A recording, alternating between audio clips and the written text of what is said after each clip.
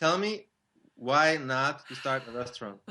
That's gonna be like, Yeah, there'll be some keywords on this. Why not to start a restaurant? Number one, the margins are incredibly slim. This video is brought to you by EpiPie's Academy. I mean, even when your restaurant is winning, it's not winning big. I mean, it's one of the slimmest margins in all of the industries.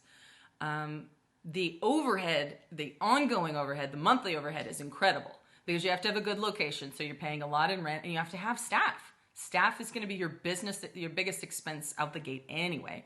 Then you've got a bunch of stuff. My dad used to say, "Don't buy anything that can die." Well, don't get into a business where the thing that makes you money rots and you have to put it in the trash. I mean, it's a brutal business. I've filed bankruptcies for business owners that have been restaurant owners for 30 years. I mean, and they've just scraped by that whole time. And it just takes so little to upset the apple cart because you're sliding on a razor margin anyway. Yeah, and much better. If somebody wants to do a restaurant, I always advise them do catering or a food truck. Do something with much less overhead. That I know it's not as sexy and glamorous as a restaurant, but you're much less likely to lose your shirt. There's some money in those businesses, and there's in the other it's just brutal.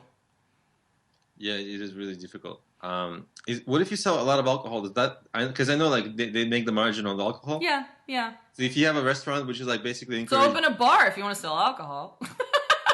That's true. Good point. All right, that answers that. Okay.